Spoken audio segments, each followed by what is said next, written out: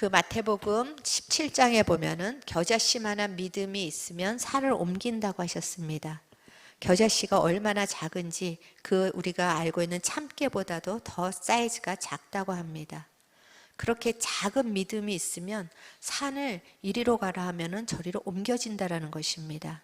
그 믿음이 아무리 작은 겨자씨만한 것이라 할지라도 믿음의 능력이 굉장하다라는 것을 말씀하고 계십니다. 그렇기 때문에 우리가 그리스도인으로 이 땅에 살아갈 때 가장 필요한 것은 믿음입니다. 그래서 이제 믿음이 무엇인가, 그 믿음의 원리에 대해서 이제 몇 주 또 저희가 시리즈로 나눠보려고 합니다. 믿음이 그렇게 중요한데 사실 믿음은 기독교의 전유물이 아닙니다. 불교도 믿음이 있습니다. 부처를 믿는 믿음이 있습니다. 세상 사람들도 믿음을 가지고 있습니다. 돈을 믿거나 사람을 믿거나 다 믿음이 어떤 다른 종교나 이 세상에서도 역사하고 있다라는 것입니다. 그렇기 때문에 우리가 믿는 믿음이 중요하지만 그 믿음보다 더 중요한 것은 무엇을 믿을까입니다. 우리가 그냥 믿습니다 하고 막연하다면 그것이 세상과 무엇이 다를 것이며 다른 종교와 무엇이 다른지 알 수가 없다라는 것입니다. 그런데 많은 그리스도인들이 믿는다고 하면서 그 믿음의 내용에 대해서는 우리가 정말 그렇게 고려하지를 않습니다. 그 믿음의 내용에 대해서 우리가 곰곰하게 따져보지를 잘 않고 그냥 무조건 자기가 바라는 것, 자기가 원하는 것을 믿습니다 하면은 그것이 믿음인 줄 착각하고 있다라는 것입니다.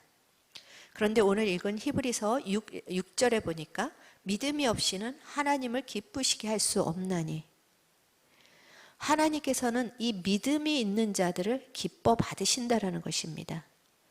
그런데 그 믿음이 하나님이 원하시는 믿음일 때 하나님이 기뻐하신다라는 것입니다. 하나님은 어떤 믿음을 기뻐하실까?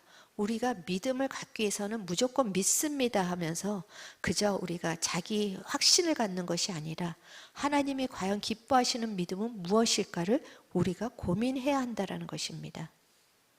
오늘 히브리서 11장은 별명이 믿음의 장입니다. 그만큼 믿음에 대해서 잘 서술을 하고 있고 정의하고 있고 또한 그 믿음이 그 무엇인가를 살아낸 많은 증인들을 소환하고 있습니다. 우리에게는 이 믿음이라는 것이 어떤 것인가? 그래서 1절에 히브리서 1절에 11장 1절에서는 이렇게 선포하면서 믿음에 대해서 정의를 하고 있습니다. 믿음은 바라는 것들에 대한 실상이요 보지 못하는 것의 증거라. 여기서 바라는 것이 무엇입니까? 여러분은 믿음이 있는 사람은 무엇을 바란다고 생각하십니까? 많은 사람들이 이 구절을 많이 인용해서 내가 이제 이것을 갖고 싶으니까 이것을 계속 바라면 이것이 이미 받은 것처럼 여기고 바라면 되겠다라고 생각을 합니다. 조엘 오스틴이 쓴 긍정의 힘이란 책도 그런 맥락에서 내가 큰 집을 갖고 싶으면 그 집을 계속 바라고 마치 받은 것처럼 믿음을 발휘하면 그것이 내 것이 된다라고 그렇게 이야기를 하기도 합니다. 그러나 여기서 바라는 것, 그것은 3절에 보니까 보이지 않는 세계에 대한 것을 바란다라는 의미를 가지고 있습니다. 하나님께서는 두 세계를 창조하셨는데 두 가지의 세계, 보이는 세계와 보이지 않는 세계를 창조하셨습니다. 그런데 이 눈에 보이는 이 세계조차도 보이지 않는 하나님이 움직이셨다라는 것입니다.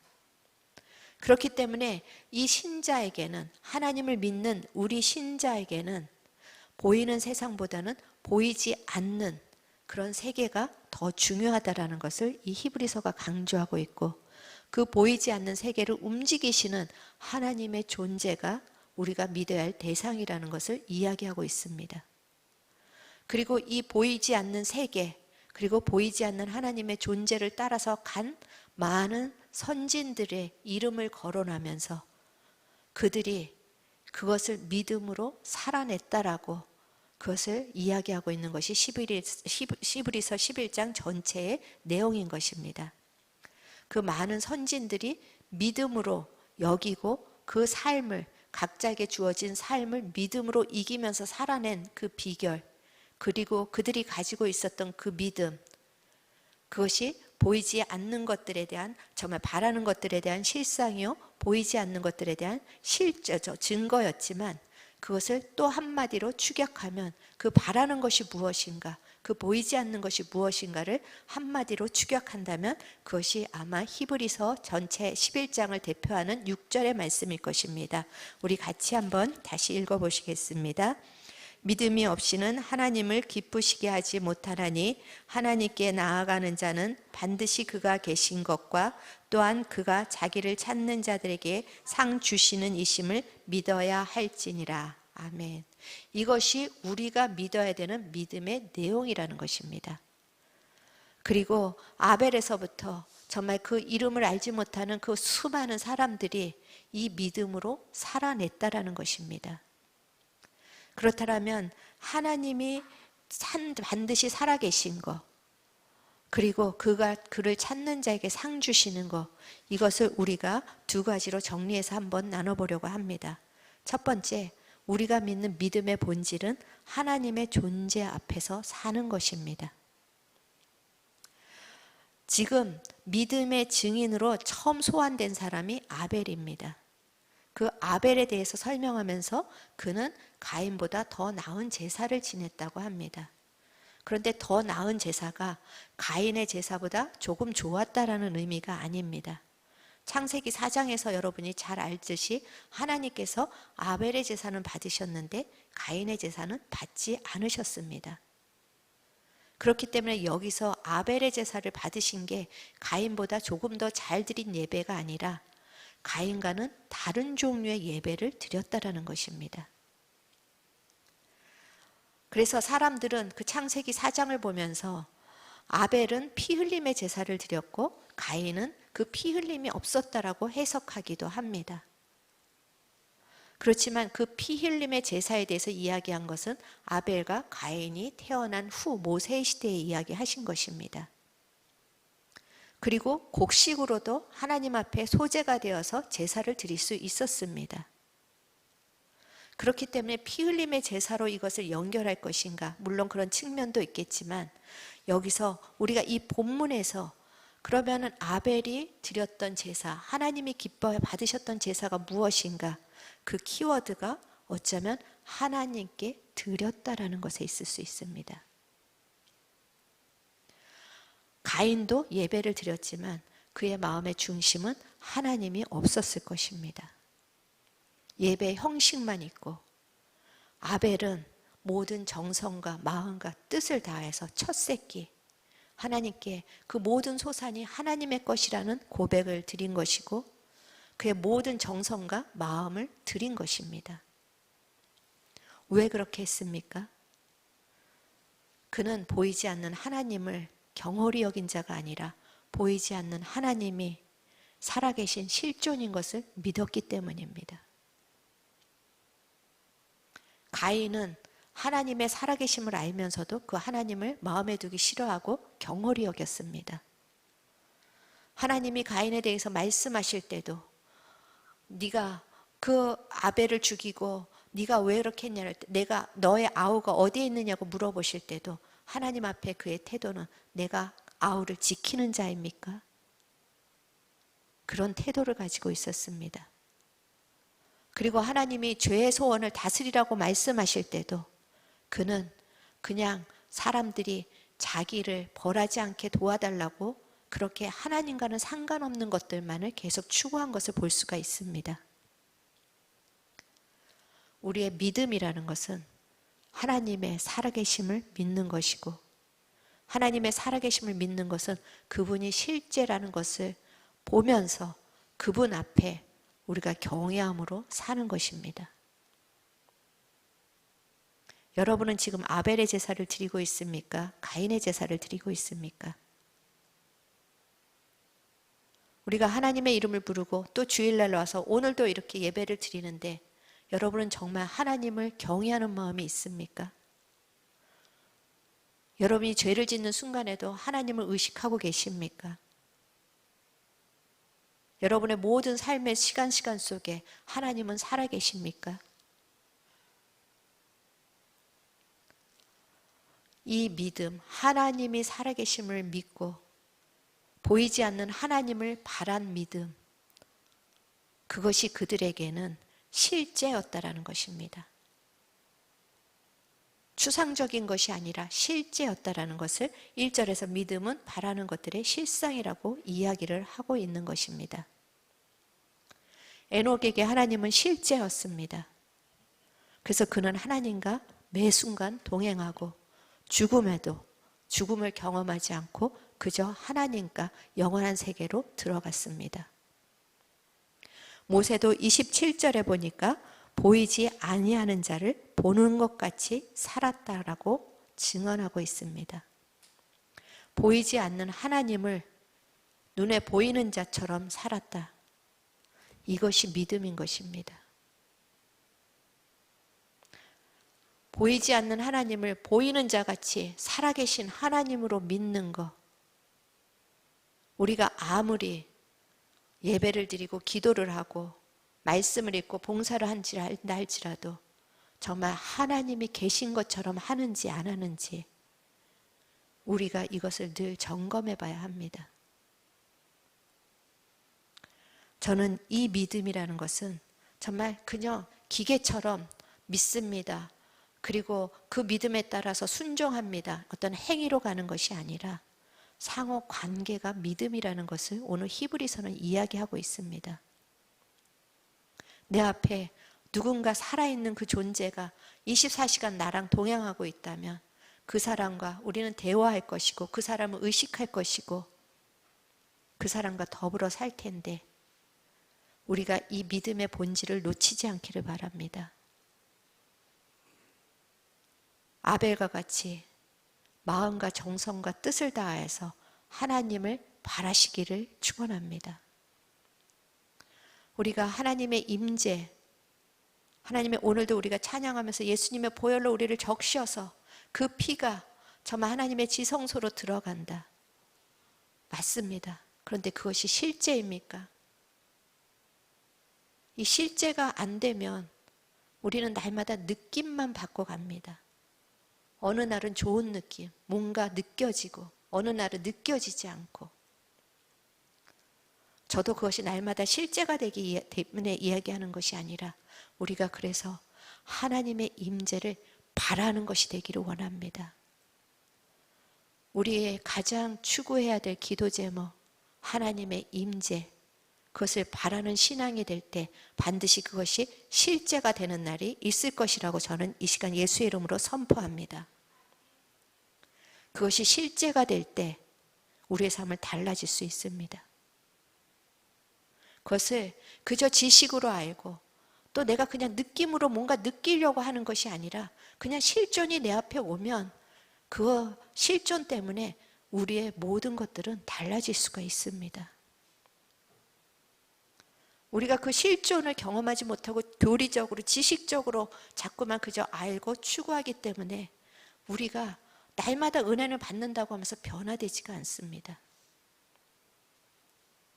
그래서 우리가 구할 믿음의 본질, 하나님의 임재, 살아계신 하나님의 실존, 그것을 날마다 구하다 보면 저는 반드시 그분께서 우리에게 나타나실 것이라고 믿습니다. 자기를 찾는 자에게 내가 나를 나타내리라. 나를 찾는 자에게 나를 나타내리라. 그것이 그저 찬양할 때만 구하는 것이 아니라 여러분이 24시간 여러분의 의식 속에 하나님의 실존을 구하시기를 축원합니다. 두 번째 믿음의 본질은 하나님을 신뢰하는 것입니다.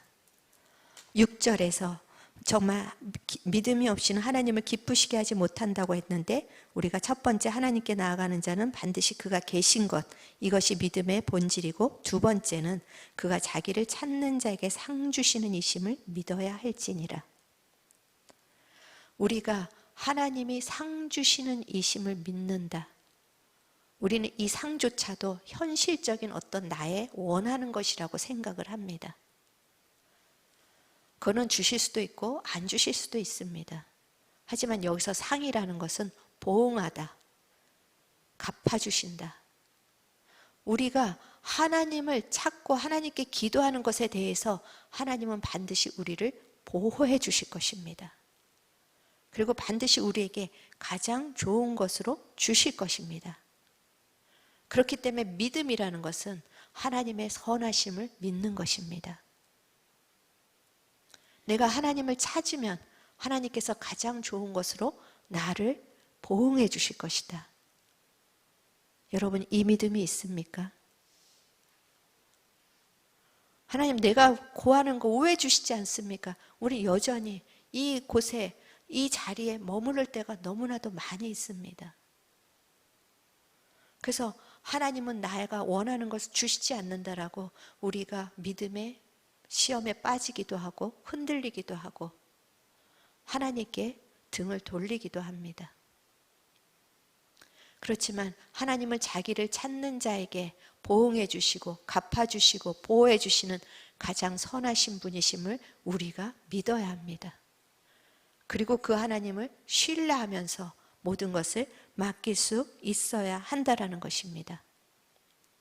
오늘 그 믿음의 선조들을 보면은 그들은 하나님께서 그 말씀하신 것이 완전하고 선하다라는 것을 믿었습니다. 그들이 상황이 좋았기 때문에 믿은 것이 아닙니다.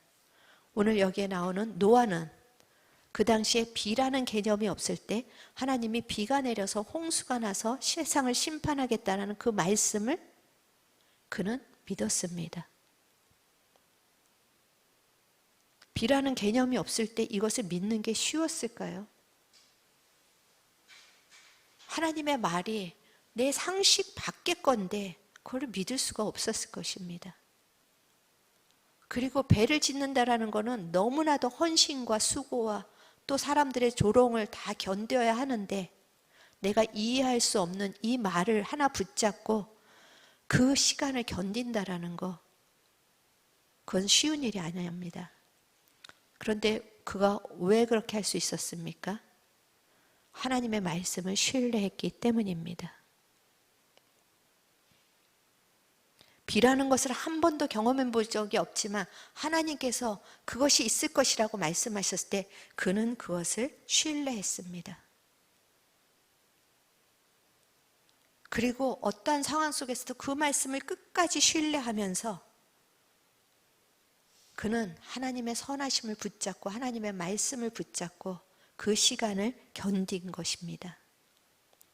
아브라함은 아들을 주시겠다고 한 약속이 25년 동안 이루어지지 않았습니다. 그래서 흔들리기도 했습니다. 그러나 하나님이 말씀하실 때마다 그는 또 신뢰했습니다.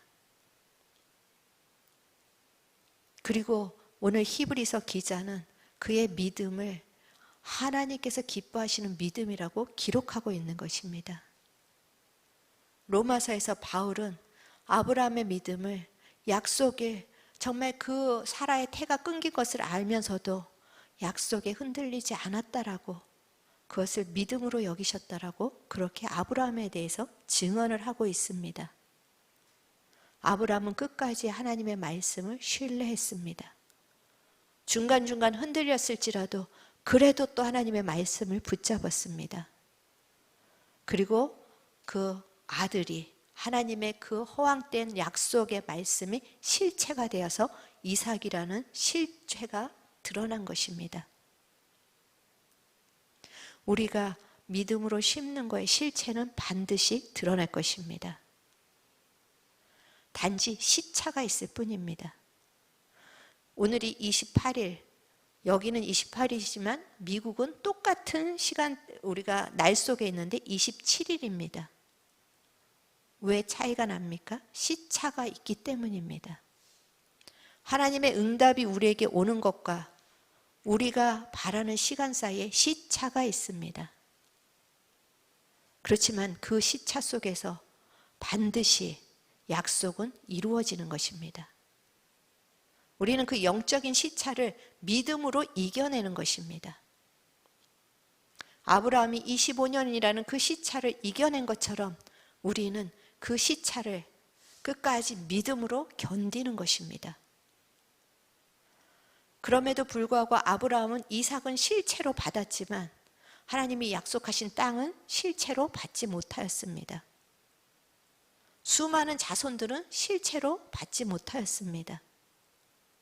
그런데 그가 13절에 보니까 그것을 멀리서 보고 환영을 했다고 합니다. 이 땅에서 받지 못한 것들 반드시 하나님의 나라에서도 받을 것입니다. 여러분의 자손이라도 받을 것입니다.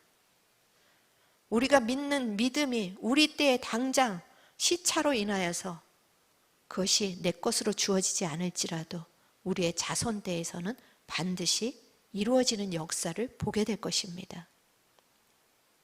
우리는 이 믿음으로 살아가는 것입니다.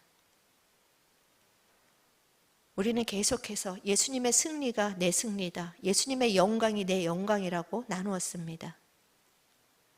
이것에 시차가 있을 뿐이지 이것은 반드시 이루어집니다.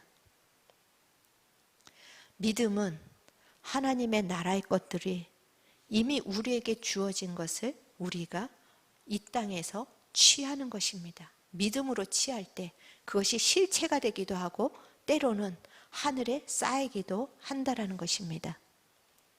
그래서 지금 이 믿음의 선진들을 보면 그들의 특징은 인내라는 것입니다. 이해할 수 없는 상황 속에서도 그들은 인내했습니다.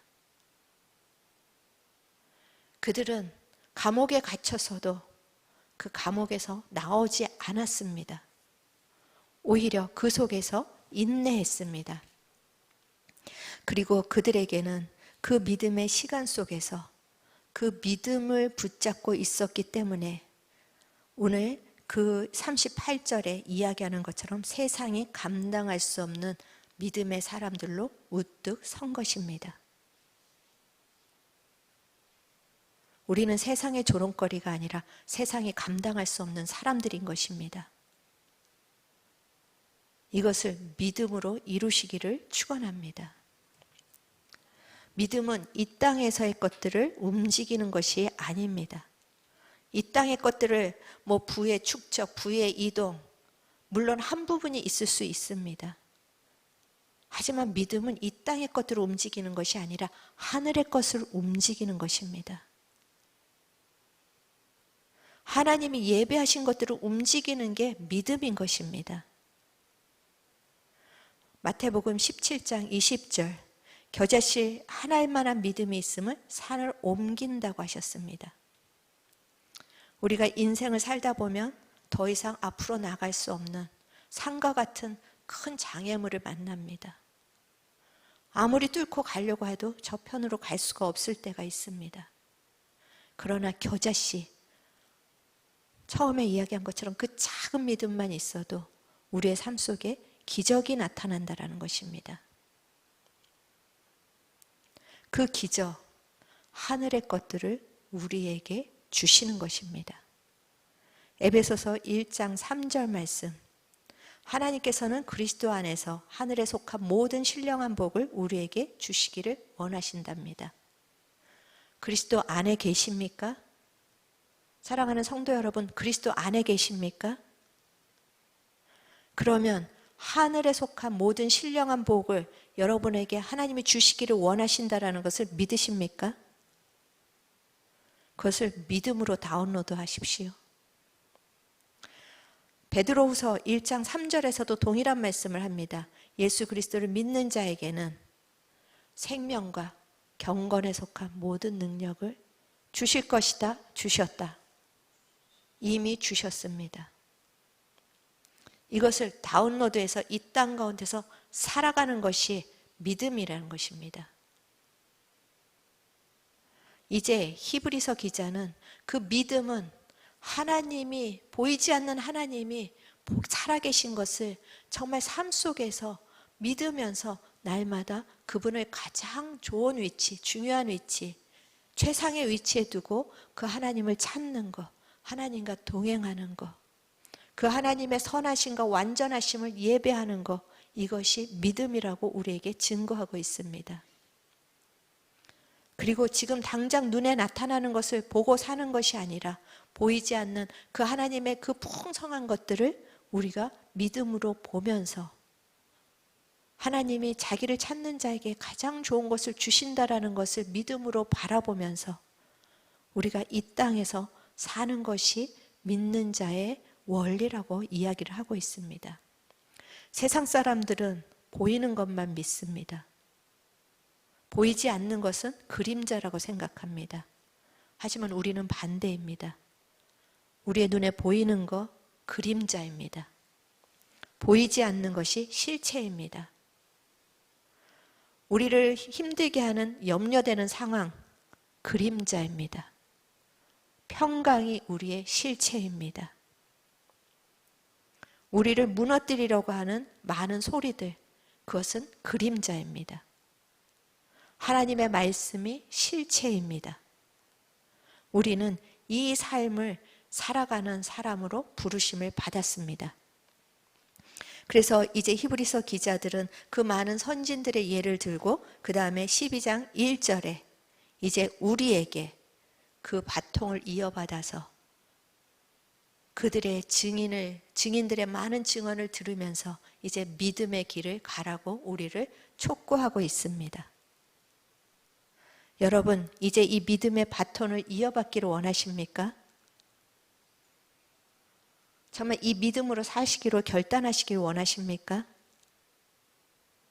그런데 문제는 우리의 힘으로 못한다라는 것입니다. 그래서 이어서 12장 2절 우리에게 믿음의 주요 온전케 하시는 예수를 바라보라고 합니다. 우리가 이 믿음은 우리 스스로 가질 수 있는 것이 아니라 예수님을 바라볼 때 우리에게 주어지는 것입니다. 예수님과 함께 우리가 살아갈 때 우리에게 부어지는 것이 이 믿음인 것입니다. 왜냐하면 믿음의 주, 그 주라는 것은 통치자, 인도자라는 뜻입니다. 예수님이 믿음으로 우리를 인도하시기 때문입니다. 예수님이 우리를 믿음으로 완성해 가시기 때문입니다. 그렇기 때문에 우리의 믿음이 얼마나 알량한지 우리 자신이 알고 있지 않습니까? 베드로도 죽기까지 주님을 따르겠다라고 결단했지만 한순간에 주님을 배반하지 않았습니까? 요한도 옷이 벗겨지는지도 모르고 도망가지 않았습니까? 우리는 믿음의 실력이 없는 자입니다. 하지만 예수를 바라볼 때 이 바라보다는 그냥 슬쩍슬쩍 내가 필요할 때 보는 것이 아니라 늘 눈을 예수님께 고정시키고 다른 것을 바라보지 않기로 결단하며 살아갈 때 믿음의 주여 온전케 하시는 예수 그리스도께서 우리 안에서 믿음으로 역사하실 것입니다. 그래도 우리도 그 선진들과 같이 믿음으로 이 모든 세상을 넉넉히 이기는 자가 될 것입니다. 이 믿음의 본질에 여러분이 이제 함께 손잡고 우리가 걸어가기를 축원합니다. 우리 같이 찬양 드리시고 또 기도하는 시간 갖기로 하겠습니다.